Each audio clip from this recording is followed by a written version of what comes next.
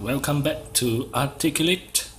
Today I will be having a look at this huge, amazing looking package from 3A, and this is the Megatron from the movie Dark of the Moon of the Transformer franchise.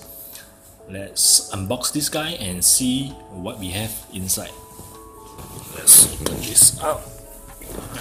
Okay, what we have inside. Oh shit.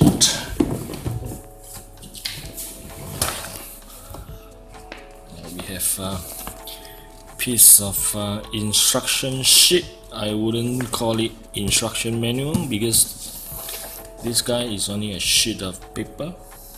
I will be running through this after I open up the rest of Megatron. Okay, you have what we have here. This is the back piece, the holster for the rifle or gun. Some shoulder pads. Over here we have a very detailed looking rifle, which is fantastic. Just look at it. Paint detail is amazing. Second part here, just only the legs is exposed. Maybe I have to take this thing out. The second layer, you can really see Megatron inside, but still not completely. Looking nice. Let's look at that.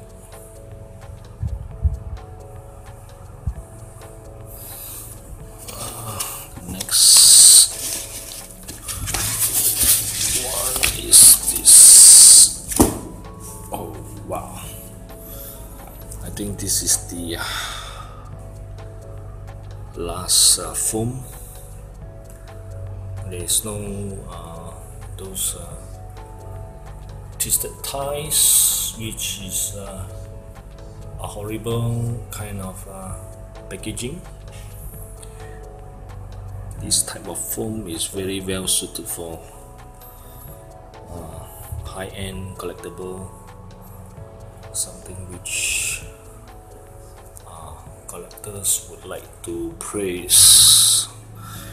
So there you have it. Let's have this guy pull out of his box and have a look at Megatron from 3A.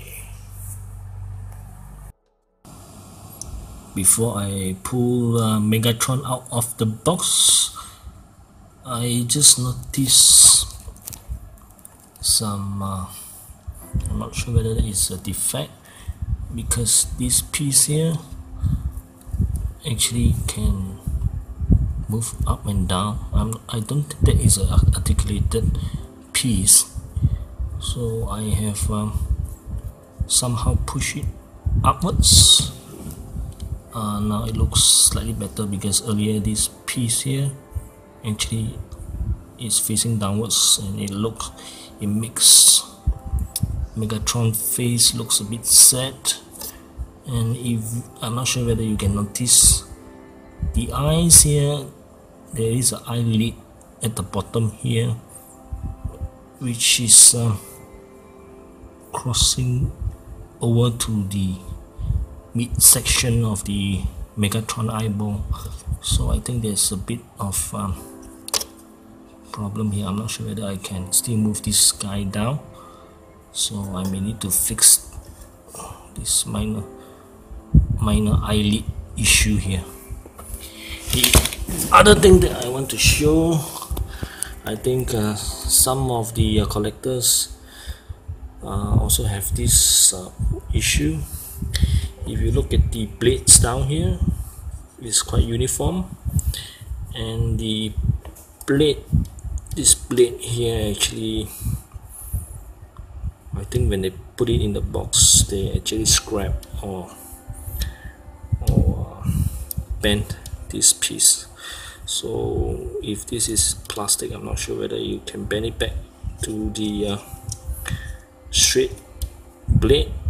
Hope it will not break. I will try to do that and see how it goes. Yep, this is the 3A Megatron. This is how it looks completely out of the box. And look at the poles that I have pulled off here. The only thing that you need to fix is this chain here. A very nice chain. The detailing is very good. Even the rust, I don't think this is real rust, because if it's a real rust, you rub it, you can actually rub off some of the rust, but I don't think this is rust. I believe it's some kind of paint they mix with cement of some sort. And earlier I did mention about the eyelid. I just checked the photos from the instruction sheet. Eyelid is about something like this. When I open up from the box, this eyelid is a little bit up, so I just move it a little bit down. I try not to break the part of this eyelid. And this part here, I only realize is a softer plastic. I'm not sure whether it's a rubber or plastic. This piece is actually posable. I don't know why they do it posable. So you can actually pull this one out and rotate it a little bit down. So it looks a bit funny on Megatron face. What I did is I push it as high as possible and push it in, so it stays in place now. And I also did some minor custom painting on the battle damage inside, because inside all these exposed internal parts of Megatron head is actually in black color. So what I did is I paint some brown color inside of it, and the end result looks quite satisfying. And the other thing that I have managed to fix is the feet here. This blade, as you can see earlier on, is actually bent one side. So what I did is I used a heat gun and I blow it about 4 to 5 seconds, and use a clipper to push this blade back in place. Luckily this can be fixed, and now it looks perfect. Just look at Megatron. He is really a fantastic looking, a very detailed looking Decepticon. Just look at that. The paint application is fantastic. Even some of these areas you can really see the brownish and the decaying green color all splattered around. It's no easy task to actually paint this kind of surface with this metal wear and tear look.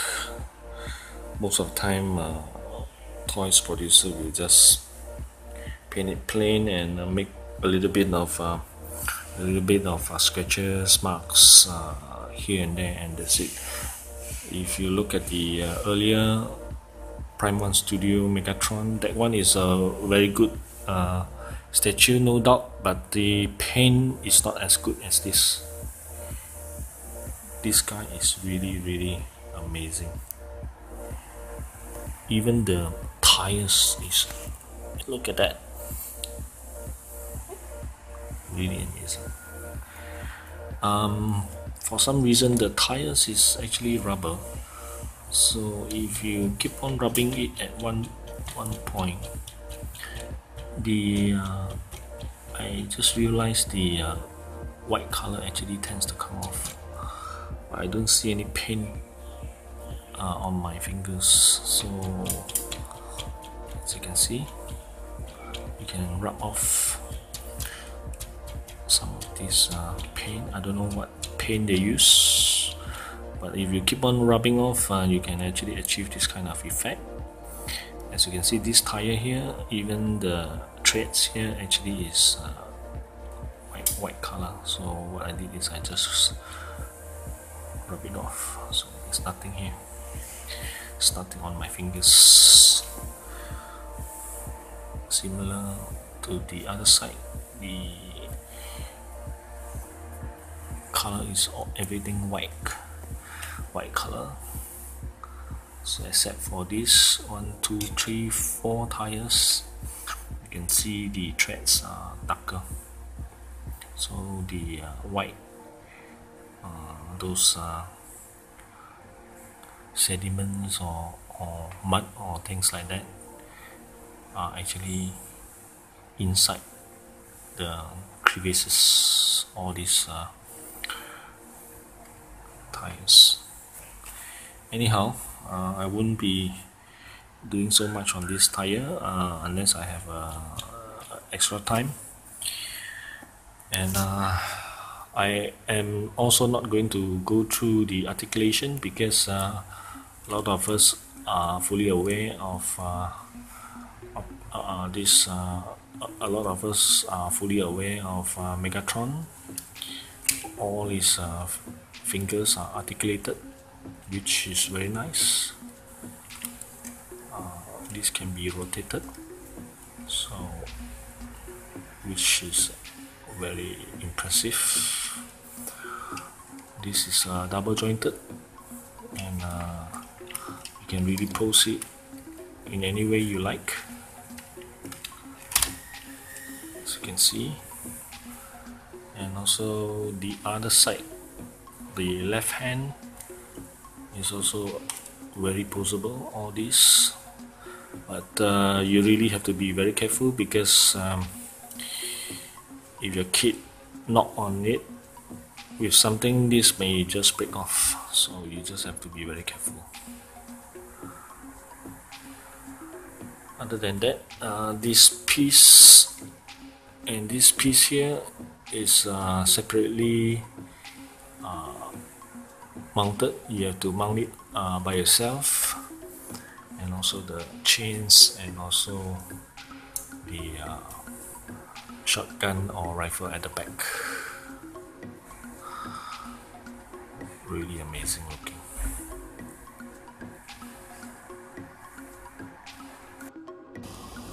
Now let's have a look at the side of this figure. As you can see, the detailing is quite impressive. Now 3A has been a very well known company to do this small little articulated pieces, but somehow you don't see much on Megatron because all this all in one piece. So this one is not articulated, you can't pull it up. This whole thing is all in one piece. Maybe this is to prevent Megatron from falling down, so possibly due to the massive figure of Megatron, the feet has to be more or less fixed. But this guy here actually can be rotated, so anyhow you can't really be posing Megatron in a dynamic pose other than this pose.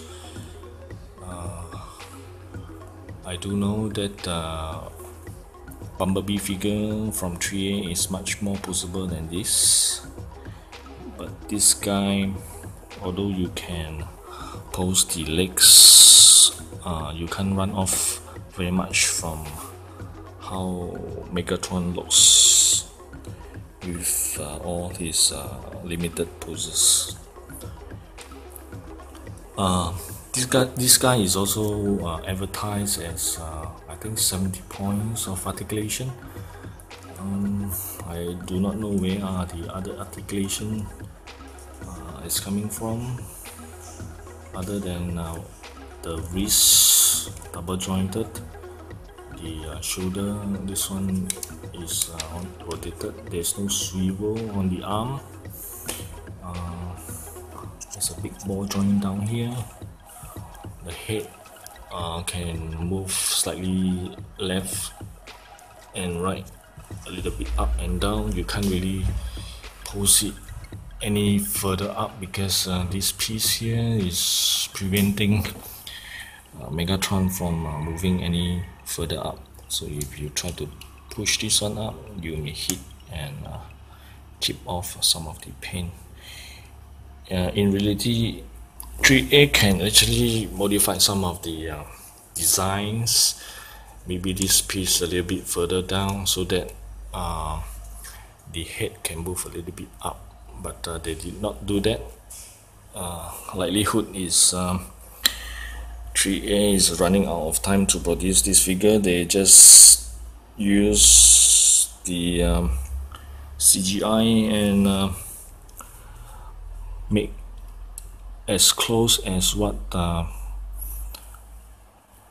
Megatron as we seen on the movie, so there's not much of changes made to achieve a better articulation and posability. But anyhow, even with the limited posability, Megatron is looking really exceptionally fabulous. And even from the back, Megatron is looking very impressive. Just look at all this detailing. All the pieces comes together, and this guy here comes in 3 sections. You can push it a little bit upwards to achieve a little bit of length for Megatron body, but I don't think that do much for Megatron, so I just leave it as it is. You can really see some of the internal detailing also is shown inside, and I do also find out some interesting parts whereby there's a spring down there. It's almost like a suspension. That's why you can have this piece going in. But the funny thing is this spring does not relate to this, so this could be just a display for this figure. So it's quite a nice touch for Megatron.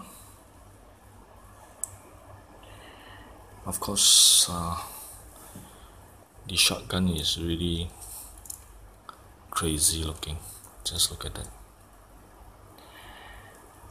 And the other thing is the battery actually is over here. All you need to do is pull this out and put in some AG. I think about 3, can't remember, 3 or 4, I believe it's 3 AG1 batteries, and Megatron eyes will be lighted up. Unfortunately, I do not have the batteries with me now, so I believe there are few more reviewers as have already done it, so you may want to check those out. And that's the look at the back of Megatron. And this is the display. From my left is the Jinbao combiner, which I have recently bought. I have also reviewed this Predator King, the new comer here is Megatron, and I gotta say, Megatron is fantastic. Of course, earlier on is my 3A figure of Bumblebee, and on my furthest right is the Hasbro Devastator. Now, if you compare it very closely, Bumblebee and Megatron, in terms of size, they are very close. By right, Bumblebee would supposed to comes down to probably at the height of these hips of Megatron, but now it looks quite close together in terms of height. Megatron is about 18.5 inches, and Bumblebee here is about 15 inches if I'm not mistaken. So there you have it. Until then, Articulate signing off. Remember to share, subscribe, and spread the love.